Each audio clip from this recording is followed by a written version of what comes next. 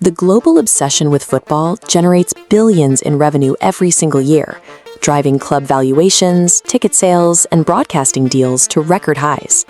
At the absolute peak of this economy, the top performers command astonishing sums. Kylian Mbappe secured a $163 million signing bonus, on top of his $31 million annual base salary upon arriving at Real Madrid. Lionel Messi built a billion-dollar net worth by migrating to Major League Soccer and negotiating direct revenue-sharing agreements with Apple and Adidas to supplement his club income.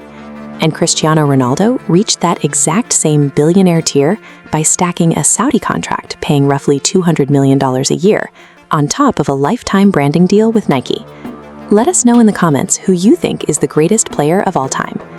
This chart shows the estimated net worths of these three global icons, establishing what looks like a hard ceiling around $1.4 billion. But look at the empty space above them. The three wealthiest players in the history of the sport are missing from this graphic entirely, and the actual number one is worth vastly more than Ronaldo and Messi combined. Earned sports wealth, built purely on salaries and standard shoe commercials, is capped by the operating budgets of the clubs. Reaching the true summit of sports wealth requires leaving the sports economy behind. Drop your city of origin in the comments below. Long-term ownership represents the first tier of hidden wealth, a strategy perfected by retired players who transitioned from active wages to corporate control. When David Beckham moved to the LA Galaxy in 2007, leaving elite European competition, critics viewed it as a lucrative, sun-drenched semi-retirement. They missed the exact wording of his contract. Beckham secured an exclusive clause granting him the right to purchase a future MLS expansion team for a flat, fixed fee of $25 million. This graph tracks the return on that single piece of paper. That option became Inter Miami, a club now valued at $1.45 billion, pushing Beckham's personal net worth well over $1 billion. He applied the exact same strategy to his own image, selling a 55% stake in his brand management firm to Authentic Brands Group for roughly $269 million. Flat endorsement fees stop paying out the moment the ad campaign ends. Equity ownership compounds in the background for decades, generating a perpetual royalty stream. Drop your favorite science subject in the comments, because our next player took a very different path. Matteo Flamini was a reliable midfielder for Arsenal and AC Milan, earning standard European wages for a player of his caliber. But in 2008, instead of launching a clothing line or a sports agency, he co-founded GF Biochemicals, a company focused on mass-producing levulinic acid to serve as an eco-friendly substitute for oil-based plastics. Scaling that technology to an industrial level propelled the company to an estimated market valuation of between $10 and $14 billion. Now, there is a strict difference between liquid cash and total asset valuation. Flamini's actual cash reserves sit closer to $20 million, but his 60% ownership stake in the firm makes him a multi-billionaire on paper.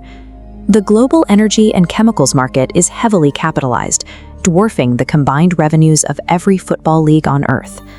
By disrupting industrial manufacturing, Flamini detached his net worth from the limitations of ticket sales and broadcasting rights. The wealthiest active football player on the planet right now earns roughly $35,000 a year from his club contract. His name is Faik Bolkiah. He spent years grinding through the youth academies at Chelsea and Leicester City, putting in the physical work required of any standard professional prospect trying to make it in Europe. But Bolkiah is also the nephew of the Sultan of Brunei. His estimated $20 billion net worth comes entirely from inheriting a vast sovereign treasury. Tell us what you would buy first with $1 billion below. This visualization compares Bolkiah's royal fortune directly against the combined lifetime earnings of Ronaldo, Messi, and Beckham. The self-made athletes barely register on the scale. Endorsements, equity deals, and industrial startups generate enormous wealth, but they simply cannot compete with the accumulated tax revenues, oil reserves, and inherited land holdings of a sitting monarchy. Looking ahead, baseline sports salaries are escalating rapidly, reflecting a massive influx of broadcasting and sponsorship capital into global markets. We are seeing aggressive financial expansion in women's football as well, proven by Trinity Rodman signing a record-breaking $1.48 million annual contract in the NWSL. Yet, Even as primary wages hit historic highs, surveys like this one reveal a stark reality. Many professional athletes still rely heavily on outside income and secondary investments just to maintain their financial baseline.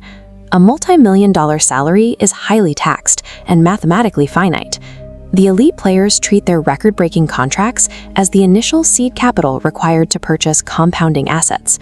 Reaching the billionaire tier requires a complete pivot away from the pitch, leveraging your likeness into corporate equity, scaling a chemical manufacturing firm, or inheriting a sovereign treasury. Let us know if you'd rather play on the field or watch from the stands. For the world's richest players, playing the game is just the marketing engine that funds their actual business empire. To uncover more strategies used by the elite to multiply their wealth, subscribe to the channel and click the video on your screen right now. True financial power rests in the assets an athlete owns after the physical performance stops.